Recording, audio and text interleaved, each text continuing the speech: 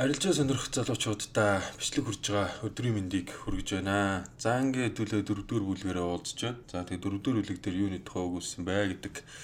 За дөрөвдүгээр бүлэг эхлэхдээ бол нэг эхлэлийн нэг бол хэдэн бол өгтөө байгаа. За энэ дээр юу вэ гэхээр за тэр тусмаа шин трейдерүүд те одоо дөнгөж одоо орж ирж байгаа трейдерүүдтэй амжилтанд хүрэхийн гол нууц нь бол тогтмол байдал тэнцүү, тогтмол хэмжээний орлого, нэмэх нь тогтмол сэтгэл зүй гэж байна. За энийг бол ерөөсөө маш сайн ойлгох хэрэгтэй гэсэн. За тэгэхээр арилжааг хэрвээ та шилдэг трейдерүүдийн тоонд те 1-5% шилдэг трейдерүүдийн тоонд орохын тулд ерөөсөө ямар авах хэрэгтэй вэ гэхээр тогтмол сэтгэл зүй гэдэг зүйлийг ерөнхийдөө маш сайн ойлгох хэрэгтэй тий. Тогтмол сэтгэл зүйтэй байх юм бол та одоо про трейдерийн төвшөнд бол эргэж одоо тийш очдог тэрийг л маш сайн ойлгох тий. Одоо өмнөх 3 бүлгээс бол тэрийг бол маш сайн ярьсан байгаа гэдгийг бол одоо номын зохиолч мань хэлсэн байгаа. За тэгээд мөн одоо юу хэлж яах гэхээр за таны одоо мэдрэмжийн тухай асууж байгаа. За энэ юу гэхээр олон дараалсан амжилттай одоо арилжаа бид нар хийгээл тий. ТП-г нэг аваал ингээл орсон арилж байгаа ашигтай юмгууд биднэрт нэг айгүй гоё мэдрэмж төрдөг нь юу вэ гэхээр ямар ч зовлонгүй зүгээр л тэг buy sell гэдэг хоёр сонголтыг хийгээл buy юм уу sell төвчийг дараал бид нар ашиг хийждэг. Тэгэхээр яг энэ нөгөө нэг зүйлийн маань ерөнхийдөө юу гэж хэлээд байна вэ гэхээр одоо форексын зах зээл дээр одоо арилжаа хийж мөнгө олох боломжийг амархан юм байна гэж одоо бодогддог гэсэн биднэрт. За тэгэхээр яг одоо энэ дээр юу яриад байна гэхээр хэрвээ арилжаа хийх тийм л хялбар юм бол бүрэн эзэмшиж мэрэгших алхам нь яагаад бараг боломжгүй зүйлээс өөрцгөө байдаг юм бол гэдэг асуултаар ерөнхийдөө дөрөвдүгээр бүлэг мань эхэлж байгаа гэсэн үг. За тэгээ хэдүүлээ дөрөвдүгээр бүлгийн эхний сэдв арилжааны сэтгэлгээ гэдэг сэдв рүү орцгоё. За дөрөвдүгээр бүлгийн 1-р сэдв дэд сэдв арилжааны сэтгэлгээ. За энэ сэдвийн хүрээнд бол одоо номын зохиолч маань юу ярьж байна гэхээр за бүхий л хариултууд бол таны өөрөө чинь дотор байгаа тийм хэрвээ та про трейдер болохын одоо хүсэж байвал тийм. За энэхүү зах зээлийг бол одоо тодорхой хэмжээнд эзэмшиж одоо мэрэгших боломжтой юу? Арилжаа хийх нь маш энгийн бөгөөд хялбар болох боломжтой юу? Ялагч трейдер болох боломжтой юу гэдэг асуултуудаар бол эхэлж байгаа. За тэнгуут энэ бол хариулт нь бол маргаангүй тийм ээ. За гол нь одоо энэ бүхэн өөрийн тань итгэл үнэмшил харах өнцөг хандлага болон сэтгэл зүйн тогтолцооноос л хамаарна гэдгийг бол ярьж байгаа. За тэгээд тогтмол байдал гэдэг зүйл маань бол өөрөө цэвэр сэтгэл зүйн одоо сэтгэл зүйл тогтмол байх хэрэгтэй тийм. Энийг л маш сайн ойлгох гэдгийг бол одоо яриад байгаа. За мөн одоо бидний хүн гэдэг амьтан тийм өөрөө одоо яг яадаг вэ гэхээр бид нар бол одоо ямар нэгэн байдлаар тийм одоо биеийн өвдөлт сэтгэл санааны ингээд юунд орохороо тийм дарамтанд орохороо тэрнийхээ хариу үйлдэл болгож те одоо эсвэл одоо хүчээр зөв сайхан юм бодож үзэх гэж оролдож те хүчээр одоо гоё юм бодох гэж оролдож ингэж нөө сэтгэлээ бол хуурах гэж оролддог. За энэ нь өөрөө яадаг вэхээр хэдий тэгж оролцсон ч гэсэн мэдрийн сэтгэл зүй бол тэрэнд автдаг нөгөө одоо буруу зөв бодолтой юу байгаад гэсэн үг. Дийлдэгдээд байдаг гэсэн. За тэнгүүт нөгөө одоо тэр өөрөө чинь одоо ямарваа нэг ажил төрөл бүтээгүй биеийн болон одоо тэг ямар нэг одоо асуудалд орох үед магадгүй тэр чинь ингээд сайнаар шийдэгдэх юм бол буцаад баяр хөөр биднэрт мэдрэгддэг гэсэн үг. За тэнгүүт энийг юу гэж тайлбарлаад байна вэ гэхээр за ер нь бол бас 3 дугаар бүлэг дээр энэний тухай бас ярьсан байгаа тийм. За тэнгүүт арилжаачин хүн болохын тулд яадаг вэ гэхээр ерөнхийдөө бидний гол асуудал ханшийн чартанд бол биш хувийн өөрт нь байгаамаа гэдэг.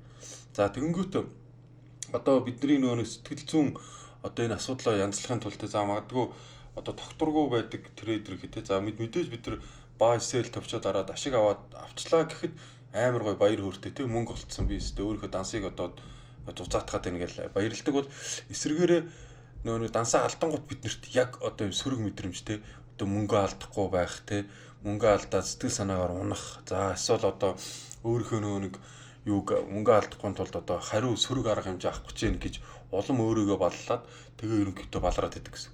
Тэгээ энэ хэрвээ үнэхээр про трейдер байвал болж одоо үнэхээр тэг яг 1-5% тэр арилжаачин болох юм бол яг энэ зүйл дээр ерөөсөө гангадгүй гэсэн. Мэдээж мөнгө аваад тэг ашигаа мөнгөө зузаатгаад ашиг хичвэл бага хэмжээний баяр байна. Гэвч энэ баярын дараа дараагийн арга барил одоо дараагийн арилжааныхаа юунд орохдоо мэдээж одоо лото хэсгэх ч юм уу эсвэл одоо шууд одоо дөрвөө зөрчих тийм юм хийдэг гэсэн үг.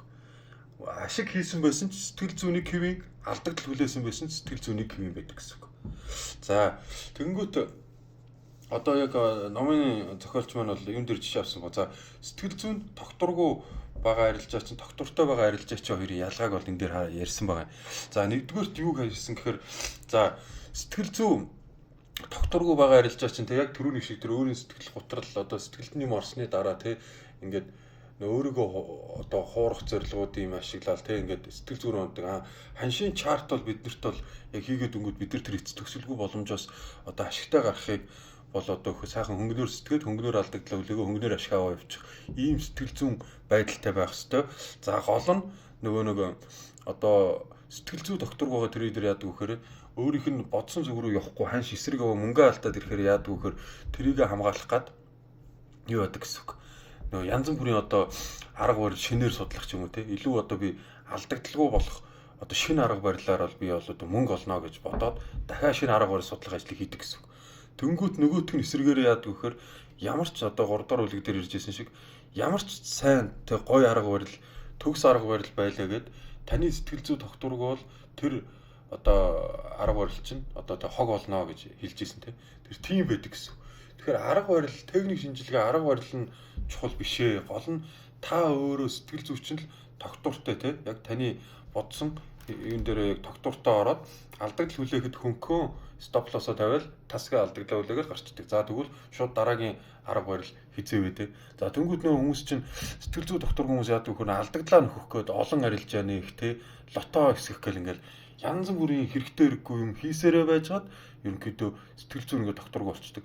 Тэнгууд нөө хүн чинь өөрөө яадаг гэхээр ийм муу мэдрэмжийг дахиж авахгүй тулд эсрэг хариу уруулан явагдахаараа яадаг гэхээр одоо яг ингээд ийм болохгүй зүйлүүдийг хийгээд идэх гэсэн үг.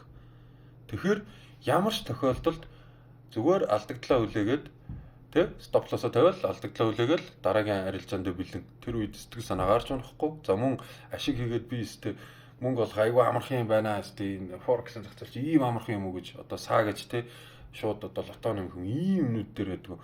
Авсан ч алдсан ч тогтмол нэг сэтгэл зүйтэй бай гэдэг ярьж байна. За тэгэнгүүт одоо яг энэ бүхний эцэст ерөөсөө яг юугаа бол өөрөө яриад байгаа байхгүй. За тэнгууд зарим трейдерүүд нь яадаг вөхөр нөгөө нэг алдагдлаасаа болоод бас ингээд асуудалд ороод ингээд сэтгэл зүйн дарамтанд орчхороо дараа нь яг нөгөө нэг бодсон зургаар чи явчингууд ерөөсөө ард нь ингэж үлддэг. Тэгж болох байсан. Тэгдэг байж, тэгэх байсан юм, тэгчихсэн байсан бол гэдэг ийм бодлуудаа ингээд орж ирээд идэх гэсэн.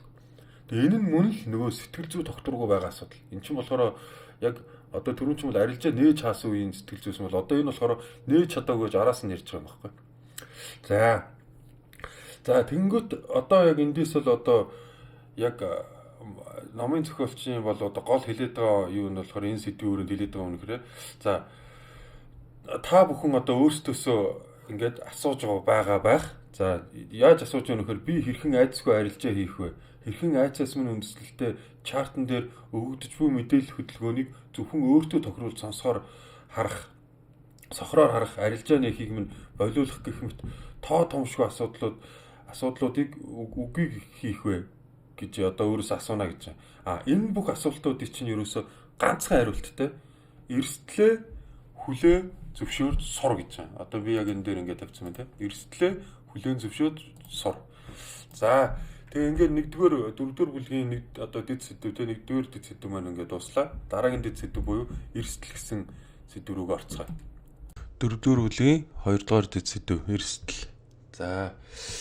За эрсдлээ хүлээн зөвшөөрж сурах нь таны амжилтын суурь үндэс болж өгөх юм шүү гэж ерөнхийдөө намын зохиолч нь хэлж байгаа. За тэгээд ерөнхийдөө эрсдлээ хүлээн зөвшөөрнө гэдэг чинь бол өөрөө ерөөсөө анх арилжаа нэхтэй угаасаа л биеийн хэмжээний алдагдлыг одоо хүлээхэд надад бол асуудал байхгүй гэдэг айдсгүйгээр те зүгээр ингээ гаргана гэсэн үг. За тэгээд нэг эрсдлээ хүлээн зөвшөөрж одоо арилжааныхаа үр дүн хариуцлагыг ямарч айдас сэргийлзээгээр үүрэх үйлдэл юм гэж тайлбарлаад байна. За тэгээд ерөнхийдөө хүний нэг одоо буруу таамаглах, мөнгө алдах, арилжаанаас хоцрох те болон одоо ашиг алдах, өмнө олсон ашиг алдах гэдэг бол одоо бидний нөгөө нэг одоо юу ачсан одоо өвдөлтөөс зайлсхийх нэг автомат хариу үйлдэлүүдийг одоо бий болгож идэг гэсэн. Тэнгүүт нөгөө нэг бид нар чинь тийм нөгөө нэг айдас гэдэг зүйл буюу мөнгө алдахаасаа айсан айдснаасаа болоод нөгөө нэг техник арга барил нөгөө нэг бидний нөгөө нэг одоо арилжаа хийгээгүй үед мэдэрдэг байсан бүх зүйл маань байхгүй болдог гэсэн. Энэ бол ерөөсөө эрсдлээ хүлээн зөвшөөрөх ерөнхийдөө аргагүй эрхэнд эрсдэл гаргах хоёрыг бол одоо маш том ялгаатай гэдгийг тайлбарлаад байгаа гэсэн үг. Тэгэхээр нөгөө эрсдлийг бид нар ямагт хүлээн зөвшөөрөл арилжаа айдсгүй байх хэрэгтэй. Хэрвээ айдстай байх юм бол ерөнхийдөө бол нөгөө нэг юу яахгүй л гэсэн үг. Арилжаач нь болж чадахгүй л гэсэн үг. Тэгэхээр ямагт хамгийн түрүүнд ерөөсөө айдас гэдэг зүйлийг бол ерөөсөө огт байлгахгүй болгож чадсанаар бидний нөгөө нэг одоо тэ одоо 1-5% нөгөө нэг одоо про трейдер болох гол одоо үндэс маань айдасгүй байх гэсэн үг. Тэгэхээр айдасгүй байх ганц арга нь юу юм гэхээр эрсдлээ хүлээн зөвшөөрөх гэсэн үг. Нэгэнт эрсдлээ бид нар ийм хэмжээний мөнгө алдныг хүлээн зөвшөөрч гисэн бол тэнд айдас байхгүй болчдөг гэсэн үг. Тэгээ мөн take profit одоо бидний нөгөө нэг юун дээр одоо ханшийн чартан дээр яадаг вөхөр одоо TP цогцоосоо гэж гордох тий stop loss битгий цохоосоо гэж хүсэх ийм янз бүрийн нэг ийм бодлууд маань яадаг вөхөр биднэрт нөө форексийн зах зээл дээр ямар нэгэн хүлээлт үүсгдэг тий ямар нэгэн зүйлээс зайлсхийх тийм байдалд оруулаад нөө нэг сэтгэл зүгийг чинь ингээд савлуулад байдаг гэсэн. Тэгэхээр амжилттай арилж байгаа трейдерүүд яг яагаад вэ нөө гэхээр ерөөсөө зүгээр л take profit-о stop loss-о тавиад эсвэл зогсон ч тоодгүй take profit зогсон ч тоодгүй ямар ч үед нөгөө нэг айдсыг бол одоо ингээд юу байцсан байдаг гэсэн нөгөө нэг одоо тоохоо байцсан те ер нь бол одоо сэтгэл зүй огт савлахгүй болсон. Ийм үед л ерөнхийдөө одоо нэг дотоод зөрчил маань одоо байхгүй болоод одоо forex зах зээлийн ханшийн чарт маань бол одоо маш амархан болж эхэлдэг гэсэн үг. Тэгэд яг тэр үеэс бол ерөнхийдөө өөрийнхөө одоо мэдлэг одоо сурсан мэдсэн зүйлээ 100% ашиглаж тэр үед л өөрийнхөө потенциалыг мэдэрч за амжилттай трейдер болох потенциалаа мэдрээд авч одоо чаддаг гэсэн үг. За тэгэхээр ямар ч гэсэн бидний нөгөө айдас гэдэг зүйл айдас гэдэг зүйл нь өөрөө их аягүй сонин. Ерөнхийдөө нөгөө нэг одоо хүн болгоны айдас өөрт зарим хүн нөгөө нэг могооноос аалзнаас айдаг байхад зарим хүн тэр могоог аалзыг тижээж идэв шүү дээ. Тэр хүн болгоны нөгөө айдас гэдэг зүйл маань өөр байдаг болохоор ерөнхийдөө ханшийн чартан дээр бол бас бидний нөгөө айдасын мэдрэмж маань өөр байдаг гэсэн. Зарим хүн айгүй ихээр айдаг байхад зарим нэг хүн ерөөсөө ханшийн чартнаас юм айдаггүй байдалтай байдаг гэсэн. Тэгэхээр нөгөө нэг гэхдээ гол юм юу гэхээр бид нар бол бүгдээрээ л яг одоо энэ зах зээл рүү орж ирсэн цагаас эхлээд бол яг л нэг л замыг туулдаг, нэг л үг хийдэг гэсэн. Тэгэхээр ерөнхийдөө шилдэг трейдерүүд одоо хариуцлага хүлээж алдагдлаа хүлээн зөвшөөрч эхэлсэн мөчөөс хойш ирээдүйд гарах амжилтынхаа үндэс суурийг тавьж байдаг гэж одоо энэ сэдвийн төгсгөлд хэлсэн байгаа. За тэгэхээр бол ямар ч үед бол одоо яг энэ сэдвүүнд бол айдсаал даван туул гэсэн үг. Айдсыг ерөөсөй байхгүй болгох. Тэгээ айдас байхгүй болох ганцхан арга маань юу вэ гэхээр эрсдлээ хүлээн зөвшөөрөхөө тий. Эрсдлээ яаж хүлээн зөвшөөрөх юм гэхээр зүгээр л би энэ арилжаанд орсноор ийм хэмжээний алдагдлыг хүлээхэд надад асуудал алгаа гэж шууд анханасаа ингээд ботчих гэсэн. Тэгэл хайчих тий. Хүлээсэн ч тэрийг юусоо яанаар нэдэг гэсэн. За ингээд хэдүүлээ дараагийн дэд сэдв дөрөвдүрүлийн сүүлийн дэд сэдв сэтгэл зүйн орон зайгаа зэгцлэх гэдэг сэдв рүү орцгоё. Дөрөвдүрүлийн 3 дугаар дэд сэдв сэтгэл зүйн орон зайгаа зэгцлэх. За номын зохиолч маань энэ сэдвийн хүрээнд бол ерөнхийдөө бол нэг цөөхөн юм ярьсан байна. За энэ дээр юу вэ гэхээр за ер нь бол одоо сэтгэл зүйн тогтолцоо бол нэг программын кодтай бол одоо ижлэх гэсэн үг. Ер нь бол програмууд бол олон жижиг коднуудаас бүрдээд ерөнхийдөө явдаг те жижиг кодуудаар. За тэнгууд одоо төгс хэмжээний гоё програм байлаа гэхэд бичил нэг л одоо код нь буруу байхад бол тэр програм бол ажилдаггүй те. Тийм учраас сэтгэл зүй бол яг ийм байдаг гэсэн үг. Одоо хэрвээ үнэхээр чи про трейдер болъё те үнэхээр одоо мундаг трейдер болъё гэхэд чи одоо бүх зүйл нь болцоод хахад нэг юу н одоо код нь буруу бичигдсэн байх юм бол ерөнхийдөө бол одоо арилжааг бол хийхэд бол ингээд айгүй хэцүү зөрчил айгүй хүүсэд ингээд идэх гэдэг санааг бол тайлбарласан байна.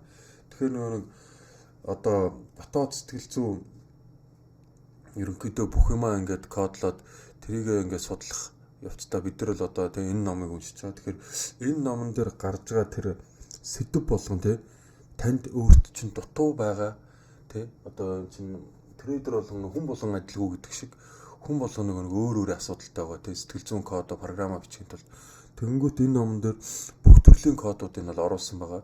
Тэгэхээр өөрийнхөө яг тэр кодоо болоод за тэр код нь асуудалтай байх юм бол тэр кодон дээр одоо хөдөлмөрлөж тэр кодон дээр ажиллаач.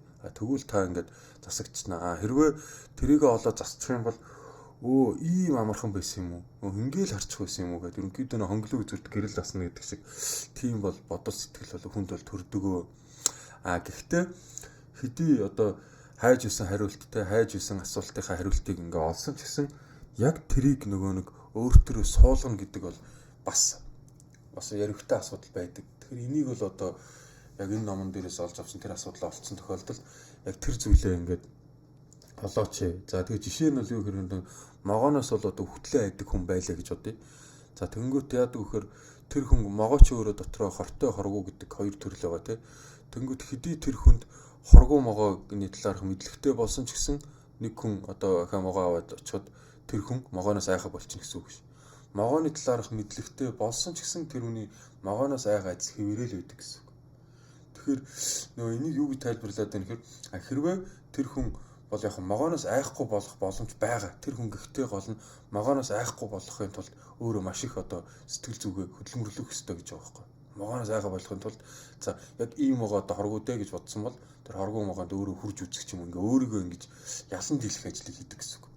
За тэгэхээр трейдер хүн бол яадаг вэ гэхээр одоо бидний айдас болон ихтгэл үнэмшлийн зөрчилдөөн нь бол илүү одоо нэг төвөгтэй байдаг аа. Тэ.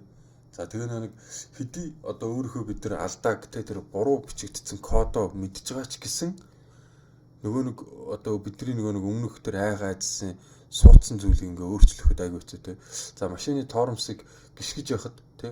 Тоормсоо гიშгэж яхад давхар нөгөө хөл нь хааз гიშгэж яадаг. Яг энэтэй адилхан зүйл гэсэн үг. За тэгэхээр ерөөсөө ямар нэгэн одоо прогресс те сайжруулалт үзүүлээд байгаа юм шиг гэвч яг үндэ байсан байрандаа л байгаад идэг гэсэн үг. Одоо нэг асуудлаа мэдсэн байгаа ч гэсэн байсан байрандаа яг л хэвэндээ байгаад идэг. За тэнгуут яг энэ номын одоо сэдвийн төгсгөл дээр бол одоо юу гэж одоо сэдвийн төгсгөл дээр үг юм. Энэхүү зах зээлээс хүснээ авдаг баймар байвал эхлээд сэтгэл зүйн тогтолцоогоо зэгцлэх хэрэгтэй. Үүнийг хэр эрт ухаарна төдий чи санхүү болон сэтгэл зүгээрээ баг хохирно. Гол нь хүсч мөрөөдөж буй амжилтандаа хүрэх чухал алхмыг л хийх юм шүү гэж хэлсэн байна. За ингээ манай 4-р бүлэг маань энэ үрээ дууслаа. 5-р бүлгээр эргэж уулзлаа. Түр баяртай.